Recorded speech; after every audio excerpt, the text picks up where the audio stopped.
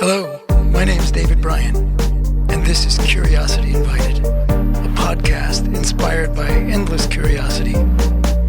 Tune in for an open-minded conversation about interesting and important things. Hello, and welcome to Curiosity Invited. My name's David Bryan, and today I've spoken to a gentleman, Bill Eddy, who is a lawyer, a therapist, a mediator, and co-founder and chief innovation officer at the High Conflict Institute. And among other things, we speak about that, the High Conflict Institute, and Bill and his partners work with bullies. He's the author of over 20 books and manuals about managing relationships in situations with high conflict people and bullies. He trains lawyers, judges, mediators, and therapists worldwide in managing high conflict situations. And now he's written a book out, I believe today, called Our New World of Adult Bullies, How to Spot Them and How to Stop Them. And for all sorts of reasons, some of which are obvious to anybody listening, it's a timely book on a timely subject. And I hope you enjoy it. I certainly did. Hello, everybody. This is Curiosity Invited, and welcome. My name's David Bryan, and today I have the pleasure of speaking with a gentleman who I have just met, named Bill Eddy, and he has recently written a book. I will mention briefly, I've just done it in the introduction, but he's a lawyer, he's a therapist, he is a licensed social worker, licensed clinical social worker, a lawyer, practicing lawyer? I did for 15 years. Yep. Yeah.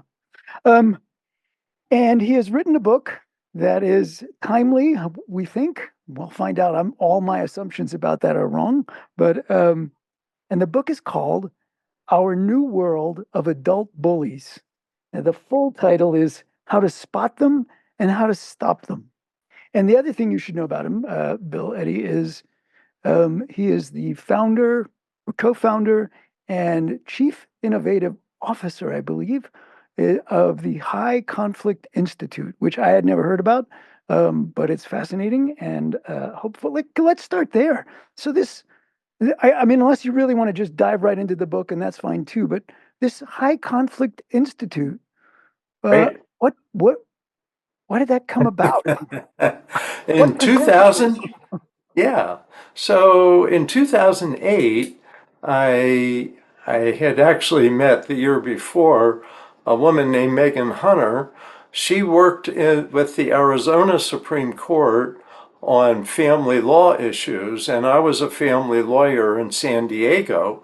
And we realized that there's many high conflict cases, maybe 20% of cases, where families just stay stuck in anger with each other, and especially fighting over the children for years and years. And so we wanted to train professionals, lawyers, judges, mediators, therapists, how to manage these cases better.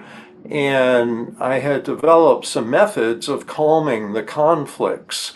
And so we joined forces in January of 2008. We formed High Conflict Institute.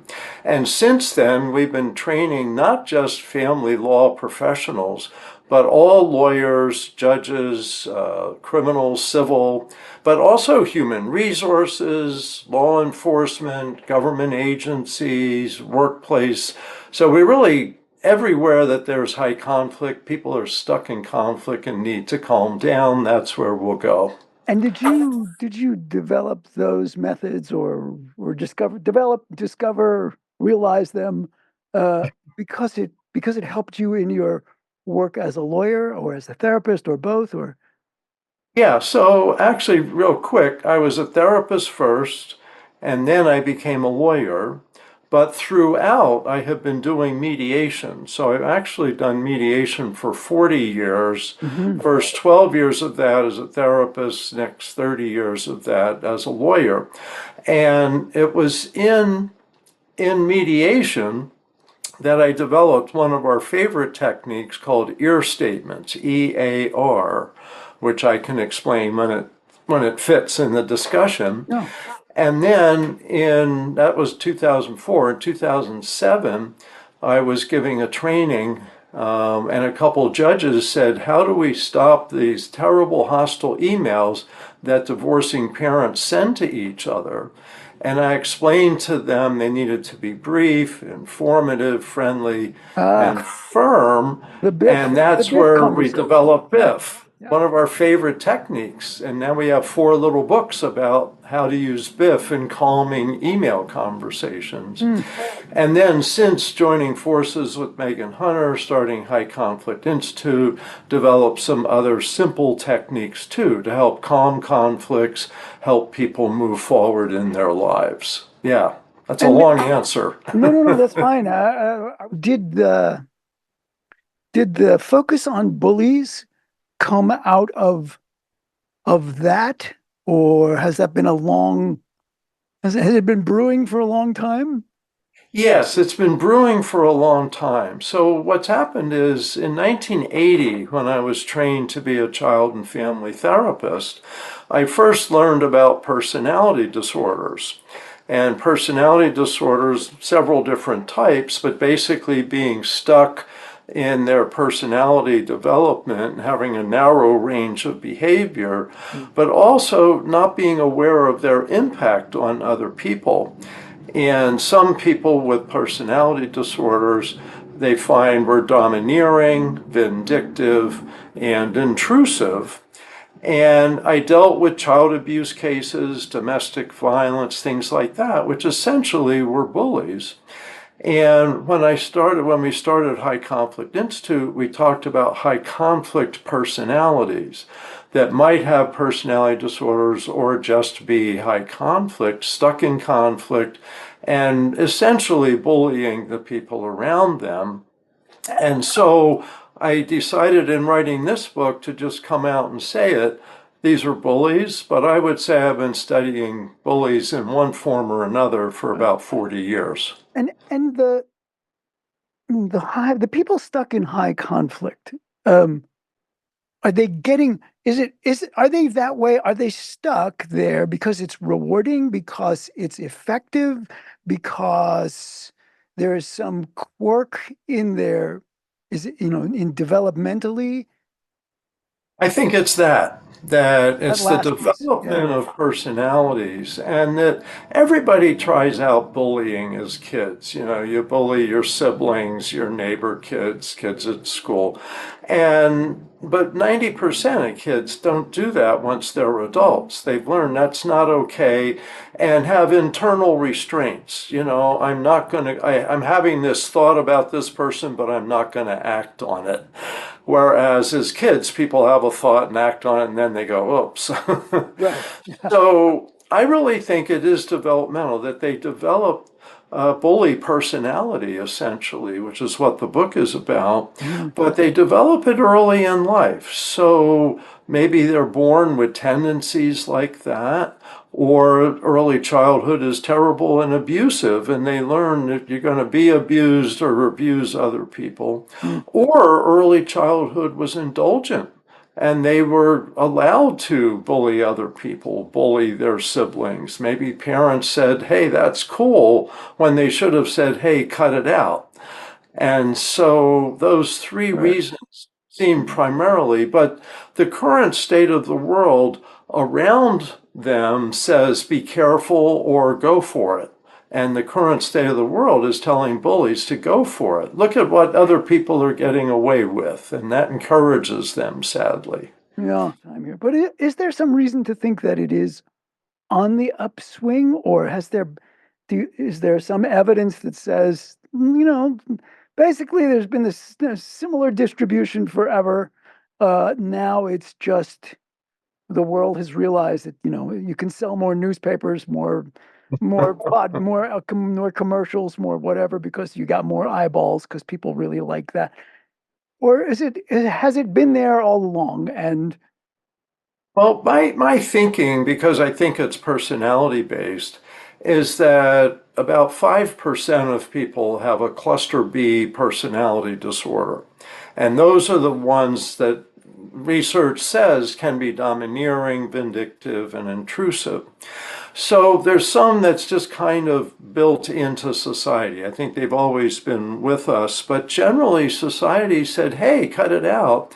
And so people have ratcheted back some of their tendencies most of the time. But if the environment, like they're around other bullies and say, hey, let's go bully this guy, then they're encouraged and they act out more of that.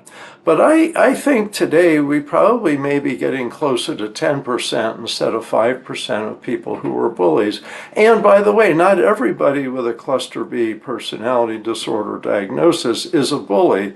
It's more that they're stuck in their way of behaving. This cluster B, it's not familiar to me. What does that mean?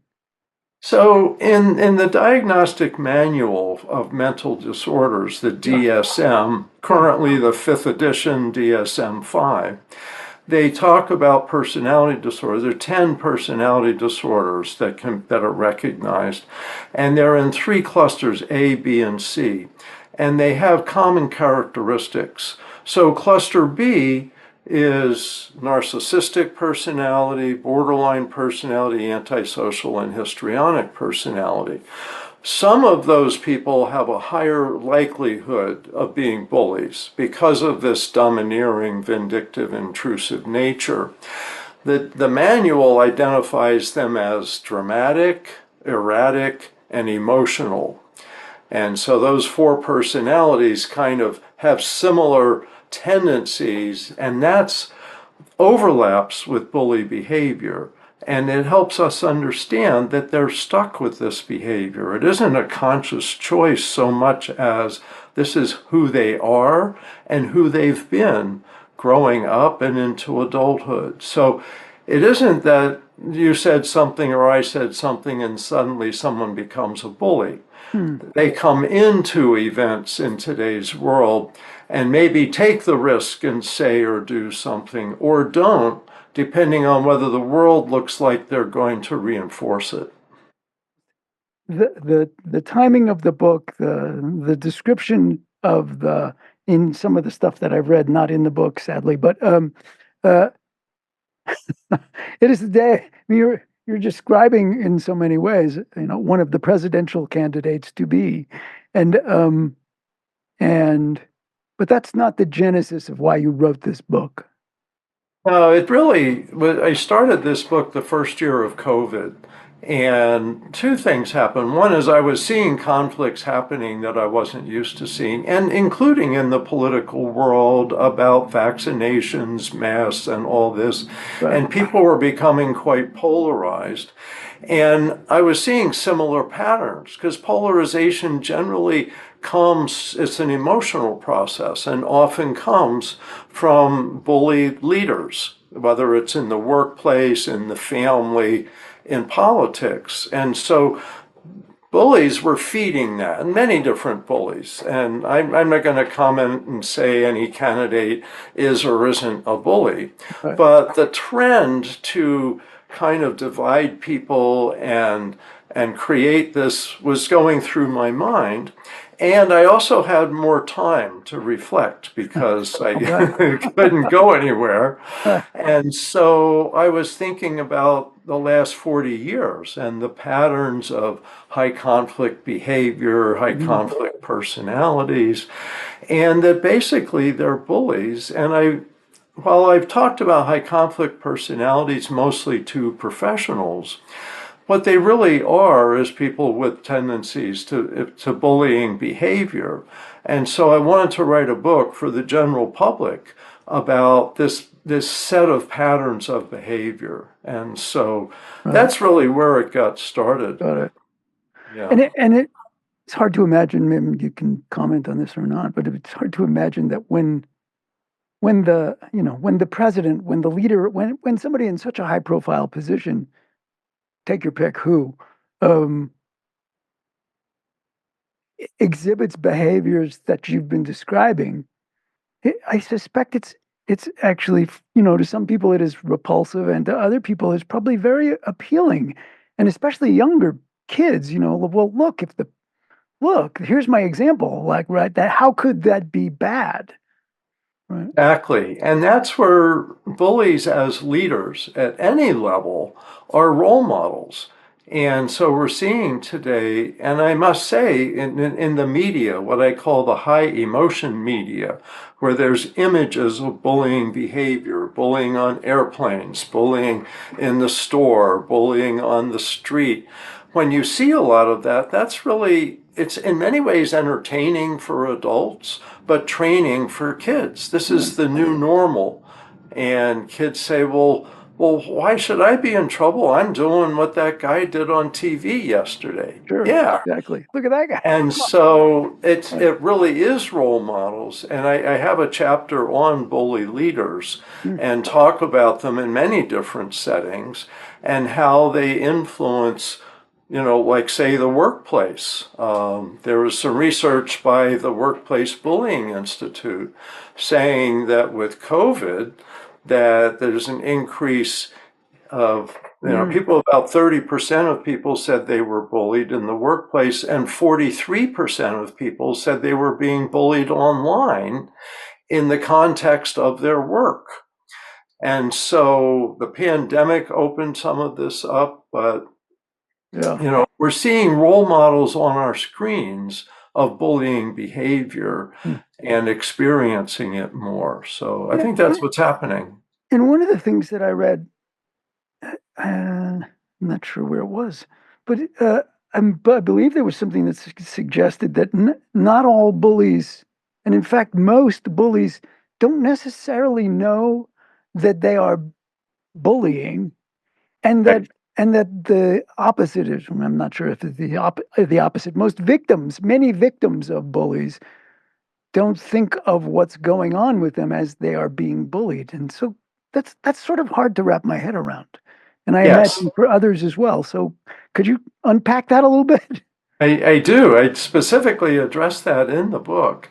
And let me first say that it seems from my experience, and it's not what people think, is that most bullies aren't really aware of their own behavior, of themselves. They don't reflect and say, well, should I do this or shouldn't I do this? They're acting out of their personalities. Things feel normal to them, maybe even necessary to them. Well, I had to do that. Look at what she did or what he did. Hmm.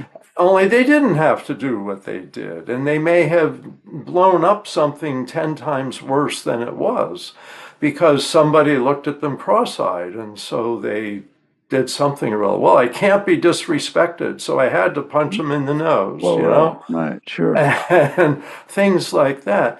But also, victims don't like to think of themselves as victims.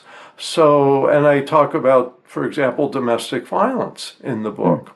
And many victims, or we like to use the word survivors, if they survive, um, don't think of what's happening to them as bullying. They think of it also as normal, and they may think this is what happens in relationships. It just shows how much he loves me, how intense, how controlling he is.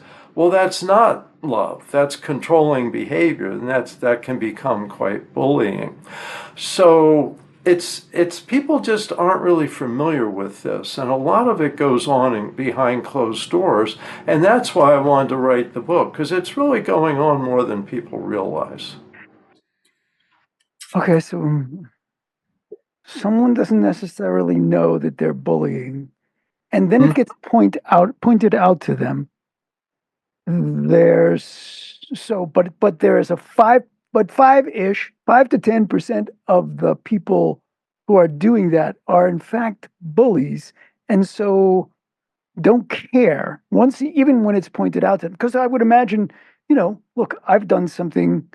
I was in education for years, and sometimes I said something to a kid or to a teacher, and sometimes I caught myself, and sometimes they pointed something out to me, Mhm. and it's like, oh, geez, I don't want to do that at all. You're absolutely right. I am really sorry.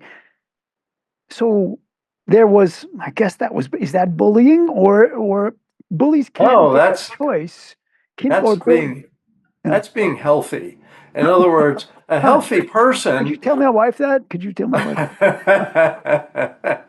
It's healthy to reflect on what we do, and everybody makes mistakes. So the thing that's a healthy person says, oops, yeah, you're right. Sorry about that. I shouldn't Yeah. have said that. Right. I'd say that at least once a week to people that I work with. Oops, okay.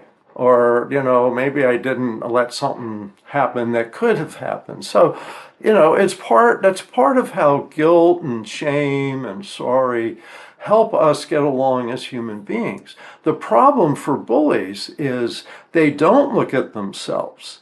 And there's two questions people ask me sometimes, am I a bully, or do I have a high conflict personality or personality disorder? And I say, can you ask yourself these two questions? The first is, what's my part in this problem? And the second is, what can I do differently in the future? Mm. Bullies don't ask themselves that. They like, what do you mean about me? It's all about you. Look at what you did. Everything I did was fine. It's you that was the problem. I'm just pointing out how stupid you are or whatever it is. And so bullies just are totally focused outward on other people, other people's behavior, etc. Now they're aware of what they want, but they're not aware of their behavior affecting other people. And I might add, if we go back to the three personalities that I see most common with bullies, let's say the narcissistic bully lacks empathy. And so they don't necessarily care Right. that somebody else feels bad. So empathy is one of the brakes that keeps us together as human beings.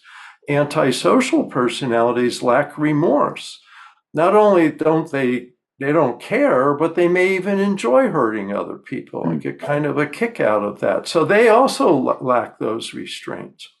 People with borderline personalities lack emotional self control. And so they may not plan to do something, but their emotions say, you have to do this.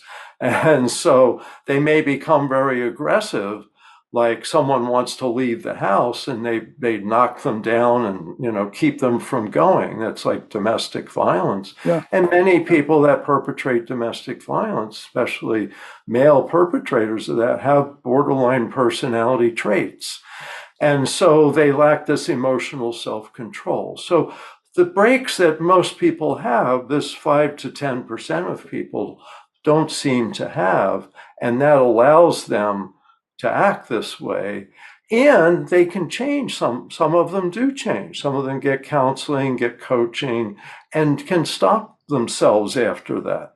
But most don't seek that because they don't think they have a problem. Well, and that points right to, I mean, I both enjoyed and had a lot of thinking about it.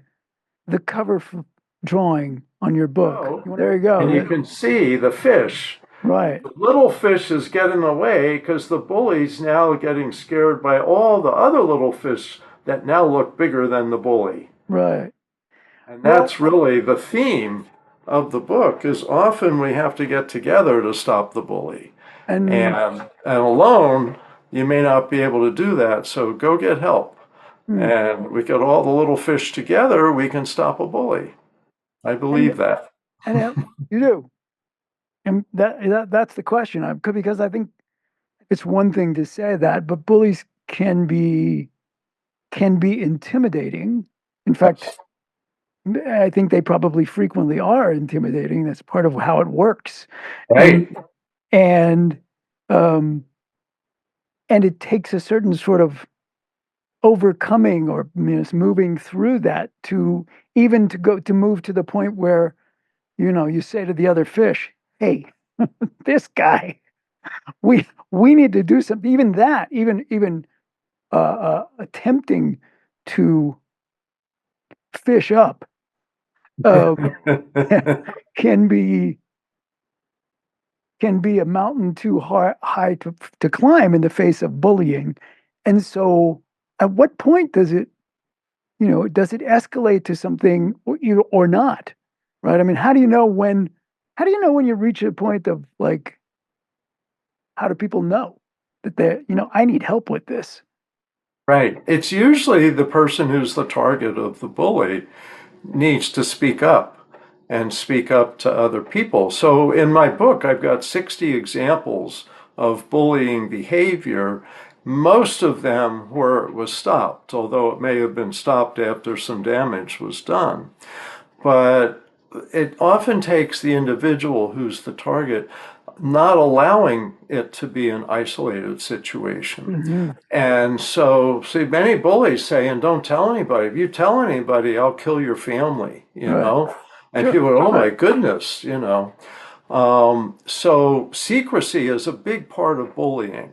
And that's part of why I want to expose these patterns so Hmm. people know really this is how bullies operate.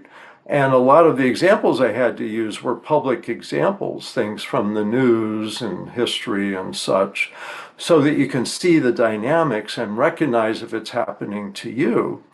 And what I tell people is don't be alone with this. Go talk to somebody, almost anybody, so that you don't believe it's your fault and keep it tied up inside of you. So getting help is one of the first steps. It may just be someone you can talk to who helps you realize it's a terrible situation and it's not your fault. Right. No one deserves to be bullied. But you may then figure out, who do I need to go to? Like in the workplace, do I need to go to human resources or a higher up manager or executive? Because some of the bullying may be your manager. Right. And Sure. in the old days, they said, tell your manager if you're being bullied. And it's like, yeah, well, that's who's No, bullying me. I've got a problem. So Right. yeah, so you can go to almost anybody in a lot of big organizations to report this and get some help with it. Yeah. Yeah. Although I mean, certain examples stand out as, sort of notorious, in some ways valorized for their bad behavior, because they Well, and somehow that accomplishes something, leaving a wake of victims in their path. well, that's true. And what we're seeing today, especially in what I call the high emotion media, is we're seeing bullies get a lot of attention and look like they're cool. Maybe they've built a business that's made $1 billion. Yeah. And it's like, wow, they're a bully and they made $1 billion. Maybe that's the way Hey, to that's a really good make money. strategy. Yeah. Right. Right. Yeah. Yeah. And so it really, I think, is confusing to people because the rules seem different, that some people can be bullies and I can't. And what we need to say is nobody should be a bully and we can set limits. And what's interesting is when people set limits on bullies, they actually may be more effective at what they do. And I think of Steve Jobs, with iPhones and iPads and computers. He had a big reputation in the San Francisco Bay Area for Totally. being a bully, but he had a management team around him that helped keep him in check. And they'd say, hey, Steve, you and I need to go for a walk right now. And Steve's getting ready to fire like 200 people because he didn't like how the division, how the product Right. looked. And if Steve, we need to go for a walk, go for a walk and calm him down and come back. Okay, here's what you need to do instead of just firing the whole division. Things like that. Yeah. So bullies, if they're restrained, may be contributing to society, may be helpful people to have around. But Mm. if they're not restrained, that's when they really get in trouble. Yeah. And I'm wondering if there's if it's in the book or if you've thought about, what you just said, which is, how do we stop it from happening? Or is it stoppable because it's something about their personality? Is it a person, is personality could be formed by all sorts of things, right? There are laws in place to attempt to curb certain sorts of behaviors, obviously, but is there a solution that's larger than the individual? Oh, yeah. Well, we believe a lot in coaching and like executive coaching or employee coaching. And with our institute, we developed a method called New Ways for Work coaching. And we teach some real basic communication skills. I mentioned at the beginning the BIF, brief, informative, friendly, and firm emails. are a method we've taught whole workplaces, companies, and people get certified as BIF competent, and so that helps calm things. Mm. And bullies, a lot of bullies could go this way or that way. And the environment does make a difference. So if it's like, hey, cut it out, they can cut it out, at least to some extent. Mm-hmm. And we find, like with coaching, that maybe half of bullies will rein in their behavior and be able to keep their jobs, and maybe half just can't change. They're too severe. And so coaching not only helps people change, but it helps figure out who's not going to change. Mm. And in the workplace, people often wait too long to remove a bully employee. Like they may wait 2 or 3 years in hopes that they'll change. But one of the characteristics of bullies is they don't restrain themselves, Right. and they don't just change. So wishful thinking doesn't work. But is there a way to spot those bullies who are not going to be easily or at all changed? I guess that's the question I'm asking, is that are there ways for people or professionals to sort of, are there clues about behaviors that, you know what, this person's not going to be able to change? Is that something a person can spot, or it's really just about endurance and time? Well, I've been asked that. I did some trainings with some high-tech companies, and occasionally they consult with me and say, we have a manager who's being a bully. Let me describe their behavior and tell me if you think it's hopeless and we should fire them or keep them on. And I often recommend 3 coaching sessions. And the New Ways for Work coaching method I described has 3 to 8 sessions, so a minimum of 3 sessions, which they could have with an employee assistance person who's trained in the method.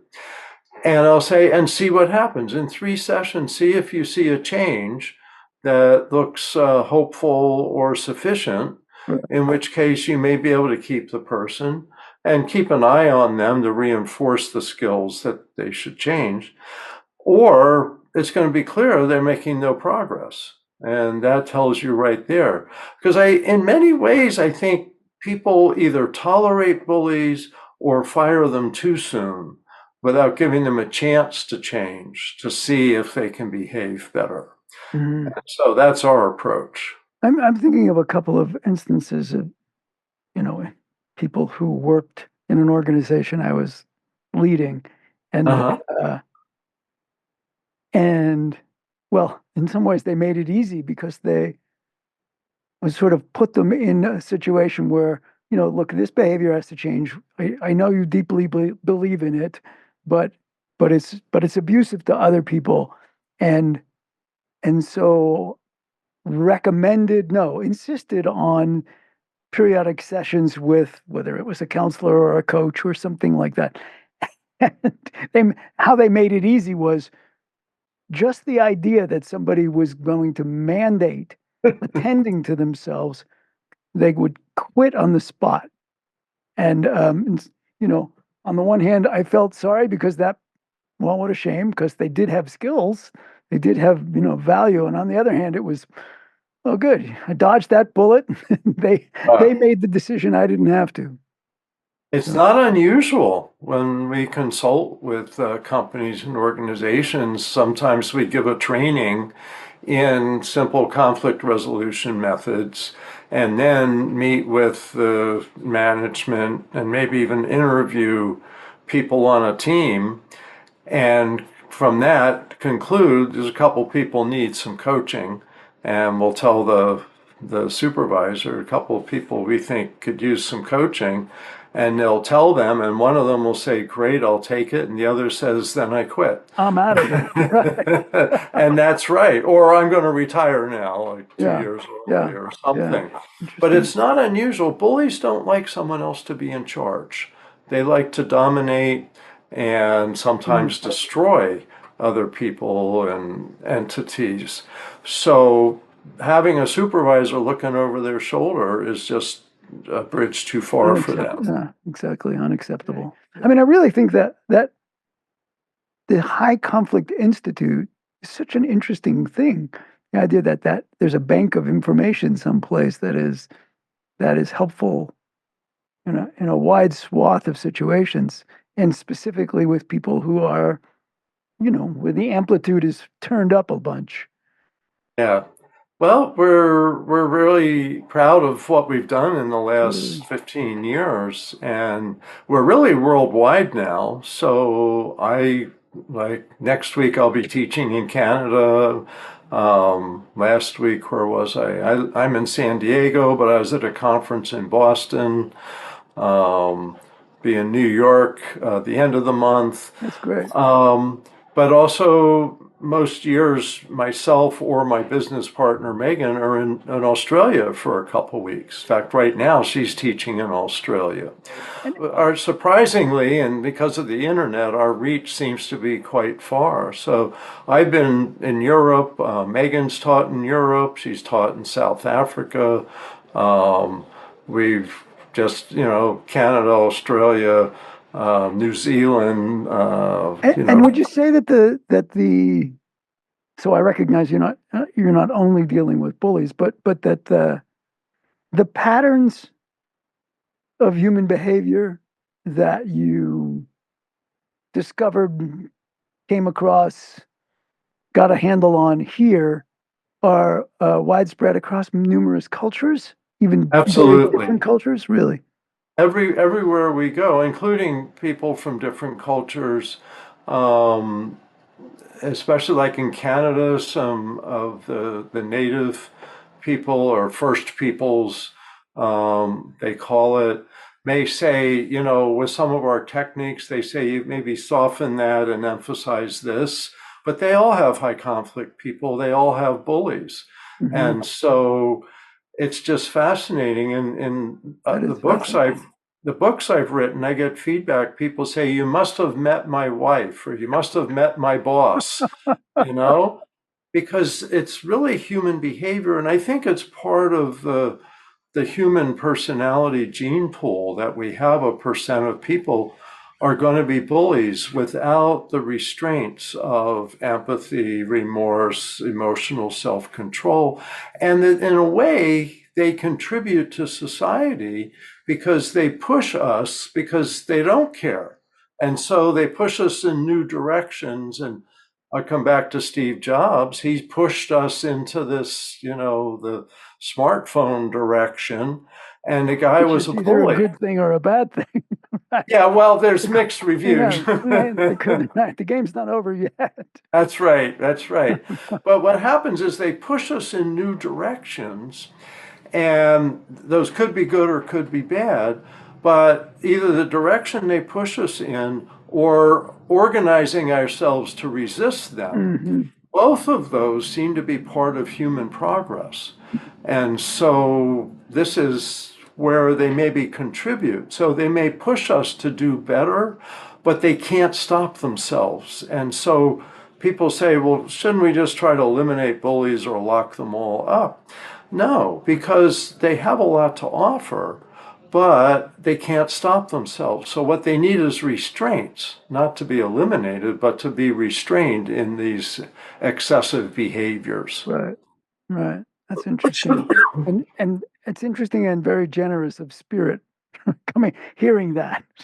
Yeah, well, Yeah. I really, I like to say, I'll go a little further with that and say, I think they're ancient personalities, that these personalities really survived and thrived thousands of years ago because that's how you got people together and, you fought a war and your team won the war and had a better idea and all of that.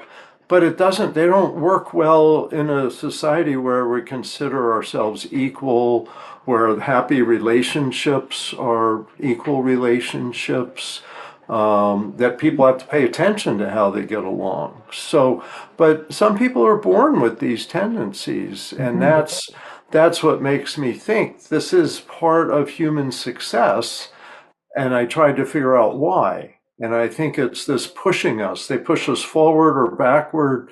Maybe they save us from destroying ourselves sometimes by going, Hmm. that's a bad idea, and we're not going to go there. Yeah. And other times we've got this great idea that will help people live 10 years longer. Mhm. All of that's possible. Well, Bill Eddy, thank you so much for spending time. Now I'm eager for your book to be out.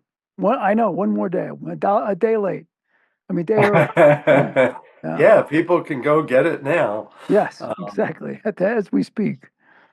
so, yes. So, well, thanks so much for having me on. I No, totally enjoyed absolutely. discussing this with you. And I will make sure to put up both the name of the book and the picture of the book and the High Conflict Institute URL, which I think is fascinating again. And again, thank you so much. I really appreciate it.